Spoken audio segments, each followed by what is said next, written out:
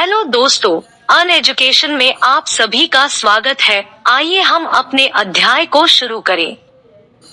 अध्याय 1, प्लेटो की काव्य संबंधी मान्यताएं। भूमिका। यूनान का महान दार्शनिक प्लेटो का जन्म एथेंस नामक नगर में 427 ईपू के एक कुलीन वंश में हुआ था। प्लेटो को उनके माता पिता ने अरिस्टोक्लीस नाम दिया था। अरबी फ्रांसी में यही नाम अफलातून के रूप में प्रचलित है, किंतु विश्व की अधिकांश भाषाओं में उन्हें प्लेटो नाम से ही जाना जाता है। प्लेटो की पारिवारिक पृष्ठभूमि राजनीतिक थी, किंतु उन्होंने स्वयं कभी राजनीति में हिस्सा नहीं लिया।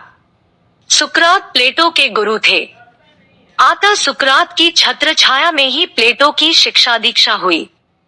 प्लेटो ने अनेक वर्षों तक कई देशों का भ्रमण और विभिन्न दार्शनिक मतमतांतरों का गहन अध्ययन भी किया। प्लेटो का चिंतन उनके लिखे संवादों में मुखरित हुआ है। उनके कुछ संवाद पोलिटेइया, रिपब्लिक तथा इन में संकलित है। सुकरात ने कोई ग्रंथ नहीं लिखा।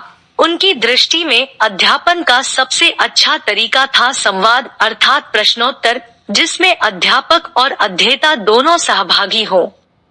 एथेंस पर स्पार्टा का आक्रमण प्लेटो के जन्म से 4 वर्ष पहले हुआ था।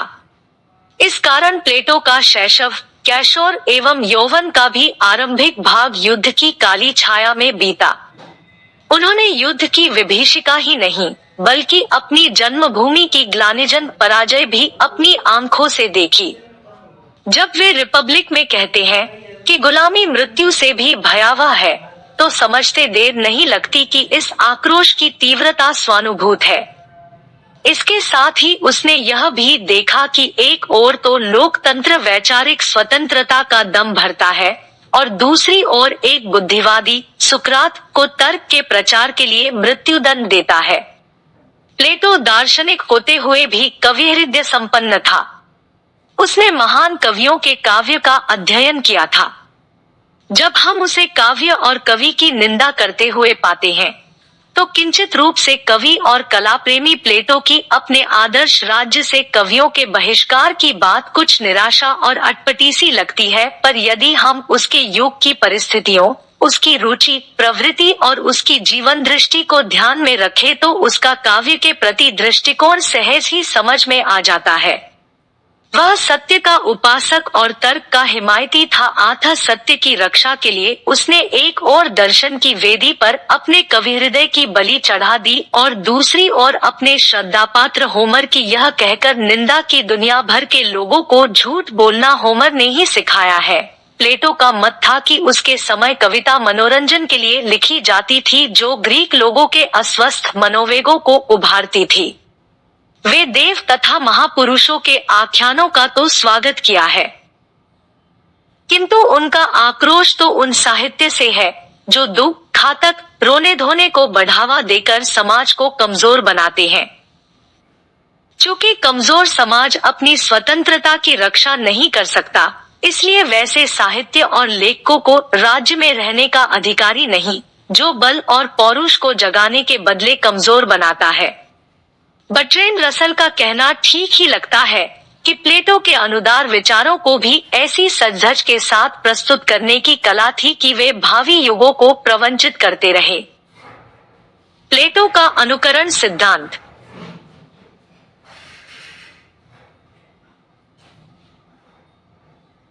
प्लेटो काव्य को जीवन का अनुकरण मानते हैं।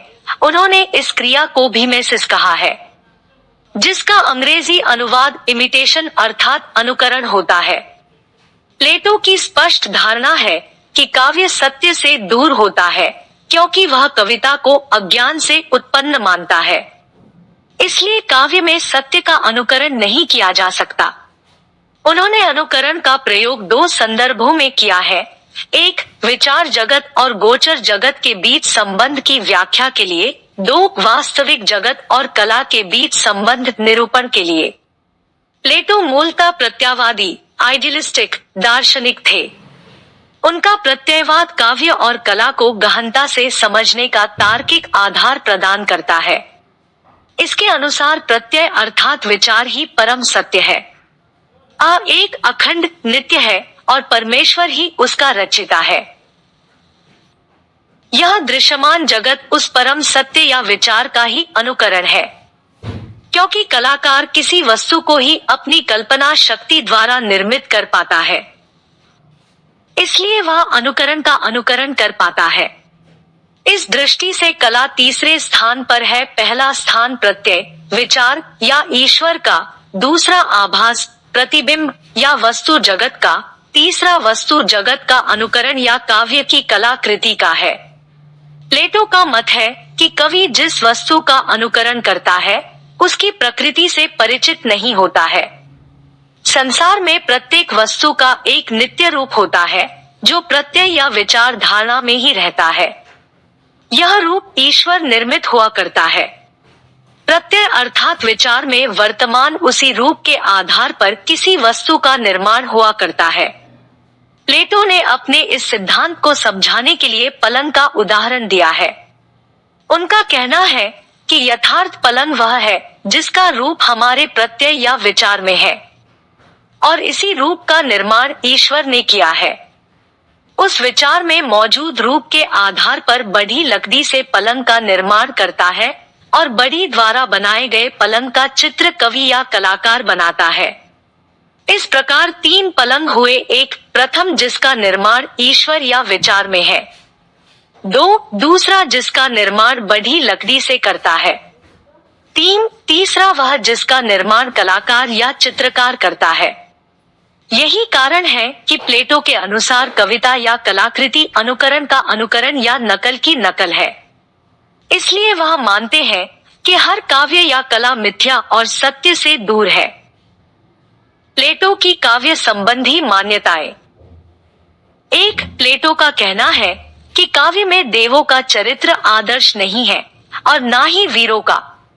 उनसे मनुष्यों को कोई सत्प्रेरणा नहीं मिल सकती। उदाहरण होमर के ग्रंथों में देखा जा सकता है, जहां देवताओं को क्रूर और लोभी तथा सत्पात्रों को दुखित दिखाया गया। दो, होमर और हेसियोद के काव्यों में ऐसे स्थल आए हैं जो पाठकों और श्रोताओं के मन में वीरता के जगह भय का संचार करती है, जबकि काव्य ऐसा हो कि नवयुवकों में शौर्य जगाए और मृत्यु की लालसा जगाए। तीन, काव्यों में भोगविलास की कामना उत्तेजित करने वाले उत्सवों का निषेध हो। चार, काव्य में अगर सदाचार के लिए दंड और कदाचार के लिए पुरस्कार होगा तो नैतिकता कैसे टिकेगी? कोमल बुद्धि बालकों और नवयुवकों पर इसका अनिष्ट प्रभाव पड़ता है। 5. नाटकों में बुरे पात्रों के लगातार अनुकरण से अभिनेता में भी उनकी बुराइयां आ जाती है, जिससे समाज में भी बुराइयों का विस्तार होता है। प्लेटो यहाँ यह कहना भूल गए कि बुरे पात्र के अनुकरण से बुराइयां आती है तो अच्छे पात्रों के अनुकरण से अच्छाई आती है। 6. दुहाखांतकों में कलह, हत्या, विलाप आदि और सुखांतकों में विद्रूपता, अभद्रता, मस्खरापन आदि देखने सुनने में दृष्टा श्रोता के मन में निष्कृष्ट भाव उदित होते हैं। सत और महान पात्रों को नाटक में आंसू बहाते देख जनता भी वही सीखती है। 7. कोई व्यक्ति दुहाखांतक में भी अभिनय करे और सुखांतक में भी और दोनों में सफलता प्राप्त करे, यह संभव नहीं, क्योंकि दोनों में सर्वथा भिन्न प्रकार के अभिनय अपेक्षित है। किसी व्यक्ति की प्राकृतिक विशेषता किसी एक ही प्रकार के अभिनय के अनुकूल हो सकती है। 8. प्राज्ञ और प्रशांत व्यक्ति प्रायः सदा एक रस रहते हैं। अतः न तो अभिनेता के लिए उनका अनुकरण सरल है और न भावक के लिए आस्वाद। जो नाटककार लोकप्रियता अर्जित करना चाहते हैं वे हल्के और ओछे भावों का ही चित्रण पसंद करते हैं। इससे समाज में हल्कापन और ओछेपन का प्रसार होता है। 9. काव्य और नाटक अंतः प्रेरणा अर्थात भाव के उच्छलन से उत्पन्न होते हैं, तर्क से नहीं। प्लेटो तर्कहीन किसी भी वस्तु को स्वीकृत नहीं करते। 10. काव्य दैवीय शक्ति की प्रेरणा से उत्पन्न होती है। रचनाकार काव्य करते वक्त अपने वश में नहीं रहता। भाव की इस उद्दीप्ति के दो दुष्परिणाम होते हैं। प्रथम सत्य को देखने की दृष्टि अस्पष्ट होती है और दूसरी भाव का अतिरेक संयम तथा संतुलन को बाधित करता है। इससे समाज में वीरता के बदले विलास बढ़ता है।